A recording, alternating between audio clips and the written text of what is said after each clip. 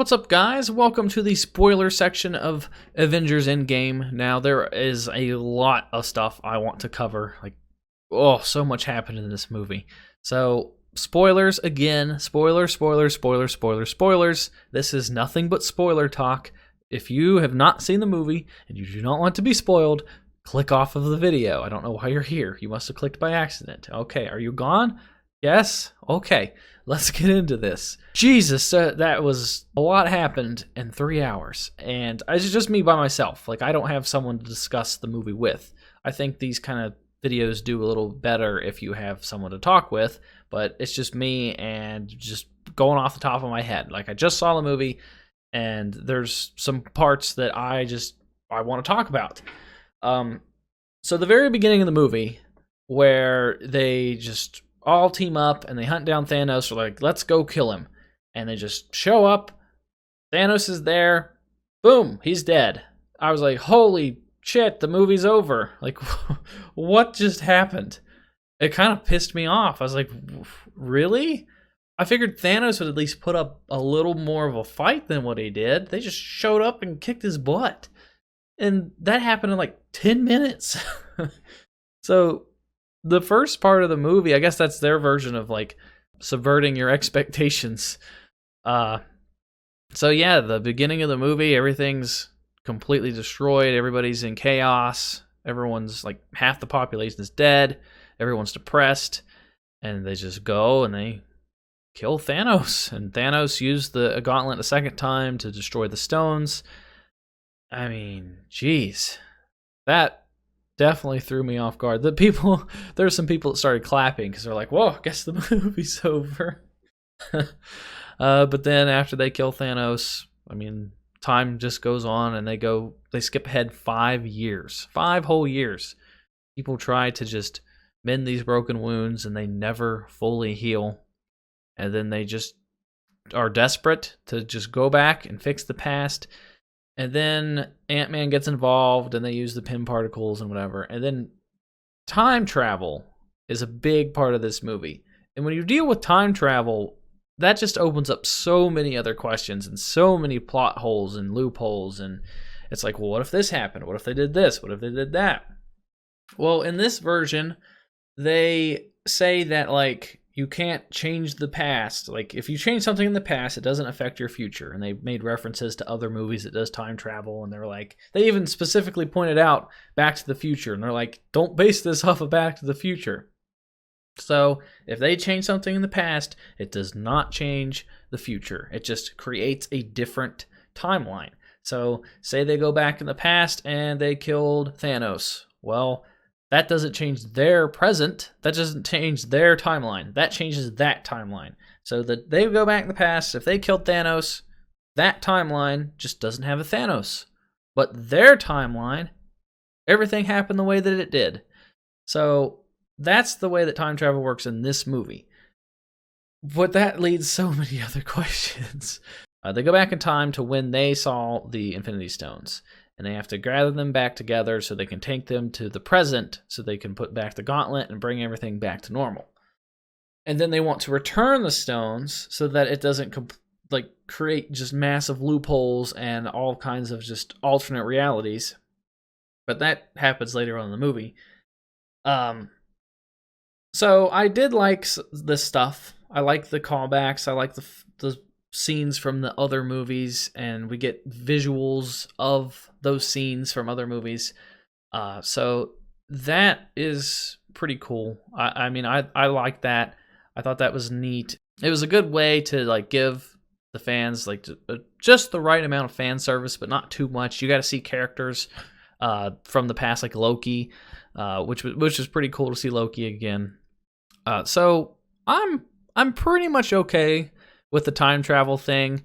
And then Thanos was smart enough to figure out that they were traveling back to their time and trying to get the stones, and Thanos ends up coming to the future in the end. And oh my god, there's so much to freaking break down. But let's talk about the Hulk. The Hulk is one of the things I didn't really like about the movie. The Hulk ends up being an Incredible Hulk Bruce Banner hybrid deal where he's in his Hulk form but has control of himself the whole time. I thought it was okay, but it wasn't. Like, the problem is that the Hulk didn't do anything. In Infinity War, Hulk didn't come out because I guess he was just conflicted with Bruce, so he didn't get hardly any fighting at all. He was just in the Hulkbuster armor. And then in this movie, I was like, okay, he's like a Hulk hybrid. Maybe he'll at least fight. And he didn't hardly any fight in the movie either. Like, it just didn't make any sense. The Hulk banner, Bruce Hulk, whatever you want to call him, was just a scientist, which he could have been just regular Bruce Banner as a scientist. Like, I wanted the Hulk to get pissed off when he saw Thanos and come out and just beat ass, but we didn't get that. Bruce Hulk takes the gauntlet, snaps his finger, messes up his arm, and then that's it. We hardly see anything of him after that because he can't do anything. He doesn't have an arm. So the Incredible Hulk, I felt like, was a complete just waste. I did not like the way that they did the Hulk at all. I was hoping the Hulk could get some sort of redemption in this movie, and it just didn't happen. So I don't like the way that they're taking the Incredible Hulk. That kind of disappointed me. But then for characters like Captain America, thought they did Captain America fine. In the flashback scene, he ended up fighting himself. He had some Hydra references. Like, I thought Captain America did a great job. Same with Tony Stark. I thought Tony Stark had a bit of a good end to his story too, which we'll talk about more towards the end of this video. But as I'm on the topic of things I didn't really like, the pacing.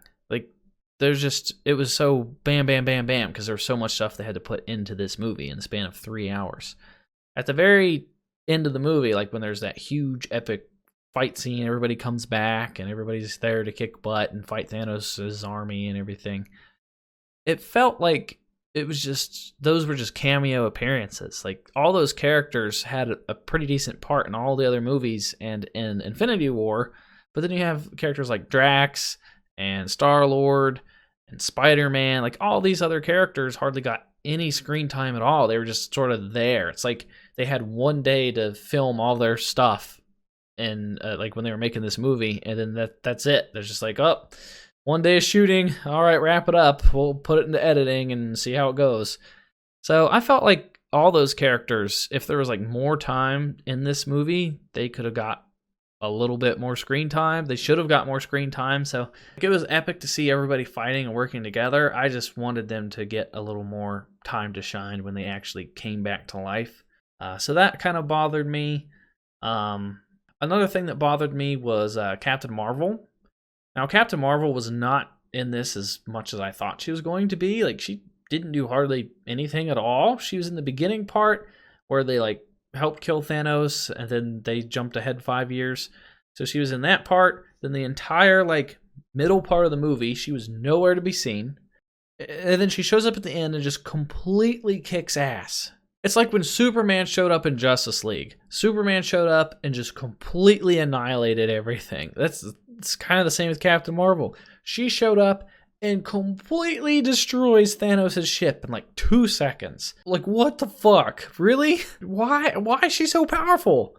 She should not be that powerful. She got her powers from being near that reactor of the ship that it blew up, and she absorbed the power, which that reactor of that ship was powered from one of the Infinity Stones. So she got her powers from one of the Infinity Stones. Thanos had a gauntlet with 5 Infinity Stones and was going toe-to-toe with Captain Marvel. Like, she runs right into him and is like trading blows with Thanos. What? Like, Thanos by himself is a beast. He can take on pretty much everybody because he's Thanos. And then he had all 5 stones and still was trading blows with Captain Marvel. Like, she is stupid OP. She's basically, like I said, Superman. So I didn't really like Captain Marvel as much. I think she needs a bit of a nerf.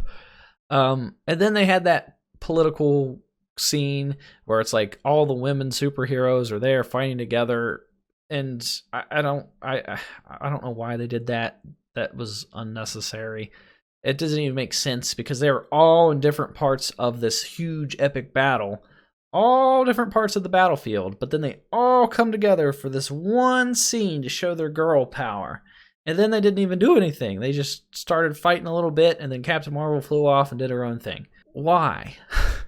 You don't see any scenes where all the men get together and just go off and do their own thing. Like that was just a political statement for no reason whatsoever. Like why add the girl power scene? Why can't it be boy and girl power scene? Like they're all Avengers, not just the women Avengers. Like whatever. So I thought that was stupid too. And then there's the questions like with the time travel. Off the top of my head, there's like two things that come to mind. One, they said multiple times, like, oh, we don't have enough pin particles for everybody to go back and forth in time. Now, yes, they got more when Captain America did that in that other timeline, but that has nothing to do with the point I'm trying to make. One little vial was enough for them to go back in the past and come to the future per person, okay? Well, how is it that Nebula took one of the vials, gave it to Thanos, and then one tiny little vial was enough for Thanos, all his minions, an entire army, and a huge ass ship to travel to the present through the timelines? So one vial is enough for one person to go back to the past and then come back to the present. But one vial is also enough for an entire fleet of hundreds of thousands of aliens to jump forward. Like, what? And how does Thanos and them even know how to use the pin particle stuff? Now, they're obviously very tech savvy with their scientists and stuff, but still, like, they've never seen pin particles before. Suddenly they know how to travel through time. So that doesn't really make sense to me, how one vial could transport, like, an entire army. Whatever. And then another question I have is what happened to Gamora at the end of the movie? Gamora kind of like realizes that she's in the wrong and she helps Nebula and she helps out the Avengers. And at the end, Star-Lord sees her and she doesn't recognize him at all because it's obviously a different Gamora. It's from a different timeline. So when Iron Man did his snap, did that just completely erase Gamora? Like, was she part of Thanos' army? Because at the end of the movie, they're all at that funeral and there's no Gamora. And then it shows the scene with like Thor going up to meet with the Guardians of the Galaxy. There's no Gamora there either. Now, like I said, this Gamora doesn't know any of these people because she's still with Thanos this entire time. So she doesn't know Groot or Drax or Star-Lord or Rocket or any of them. So she could just be off on her own doing her own thing, or she got erased into existence. So my guess is that she's just off doing her own thing, and then she'll come into play in a future Guardians of the Galaxy movie.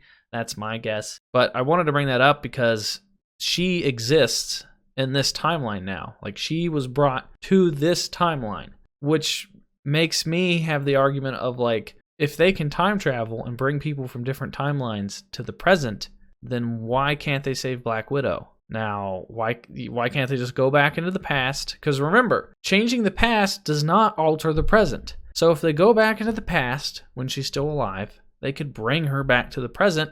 That wouldn't change anything.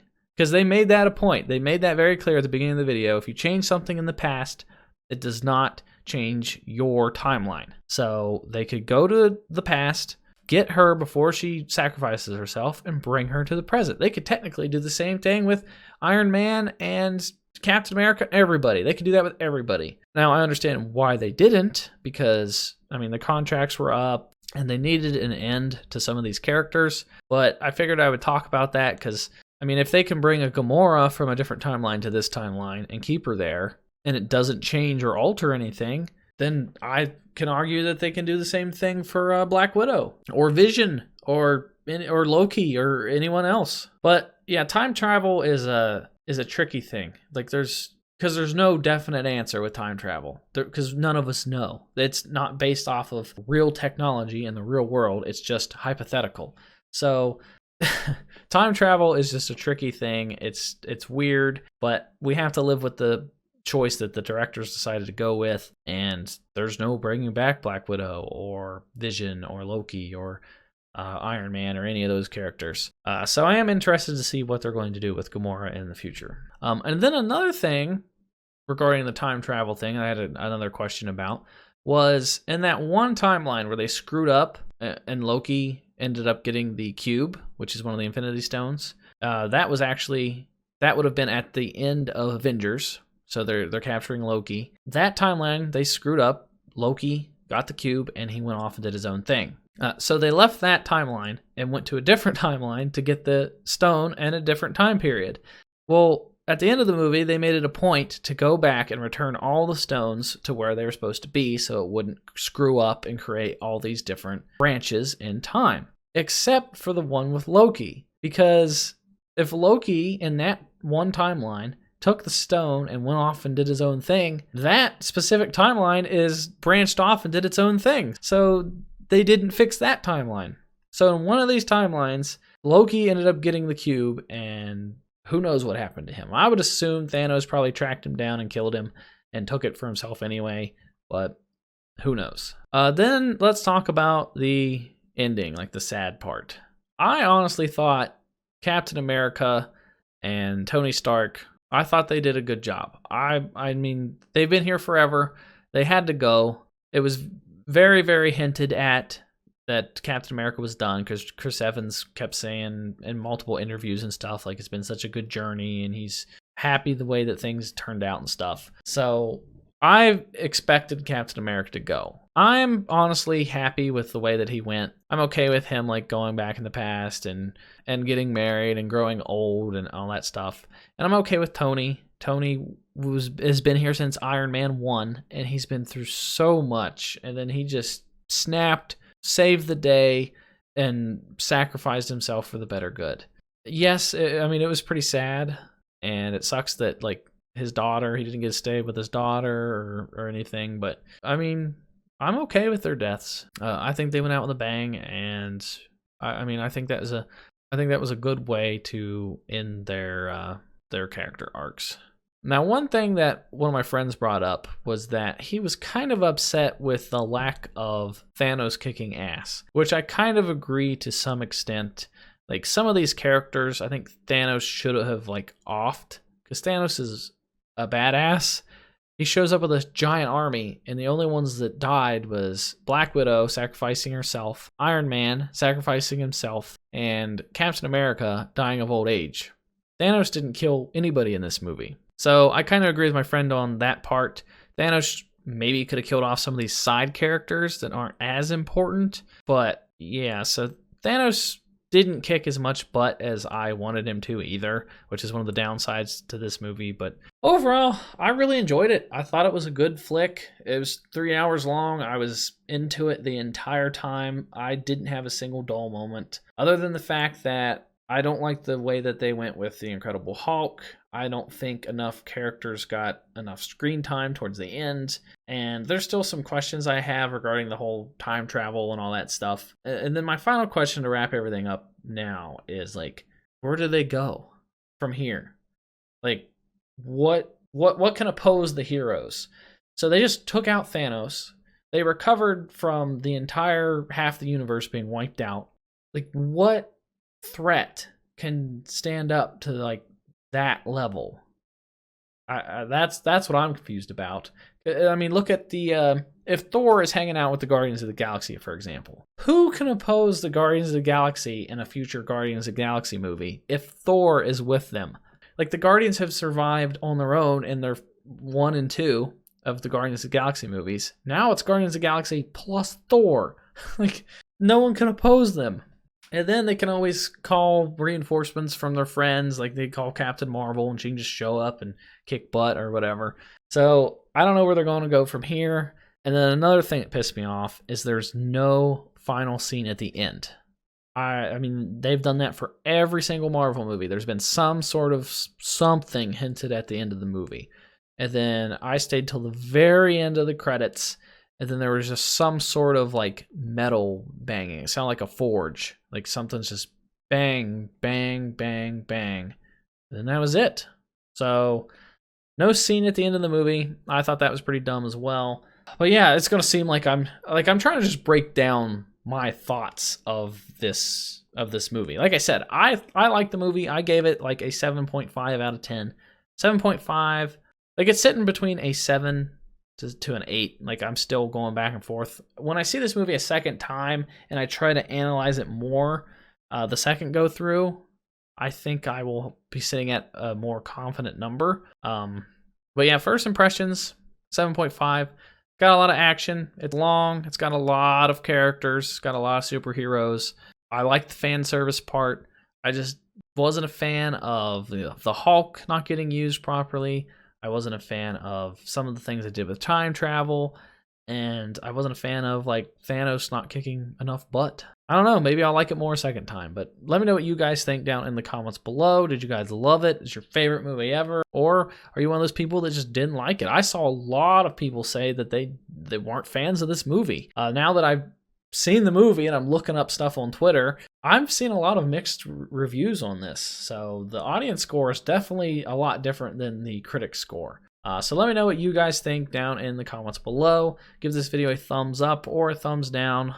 Be sure to check out another video, and I will talk to you guys next time.